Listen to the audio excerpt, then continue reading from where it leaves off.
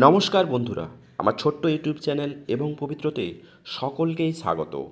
মতুয়া বিতর্কে মহুয়া মৈত্রের মন্তব্য চাপে তৃণমূল, পাল্টা আক্রমণ মমতা বালা ঠাকুরের।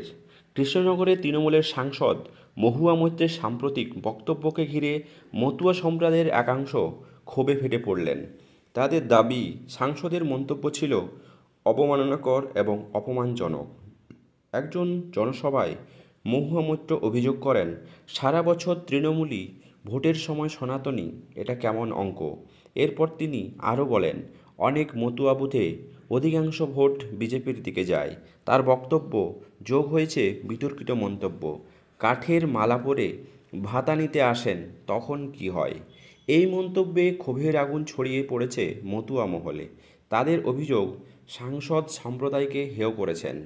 এর জেরে মতুয়া মহাসংঘের লিগ্যাল সেল মহুয়াকে প্রকাশ্যে ক্ষমা চাইতে বলেছে। সংগঠনের নেতৃত্বে রয়েছেন তৃণমূলের সাংসদ মমতা বালা ঠাকুর, যিনি সরাসরি পাল্টা আক্রমণ করেছেন মহুয়াকে। বাংলা ভাষায় কথা বলে এবার রাজ্যের বাঙালিদেরকে এইভাবে হেনস্থা করতে দেখা গিয়েছে বিভিন্ন সময়ে। অপরদিকে সাংসদ মহুয়া মৈত্রের এই ধরনের মন্তব্য রাজনৈতিক মহলে তীব্র উত্তেজনার সৃষ্টি করে। মমতাওয়ালা স্পষ্ট জানিয়েছেন, মহুয়ার এই বক্তব্য তৃণমূল কংগ্রেসের নয়, এর দায় তাকেই নিতে হবে।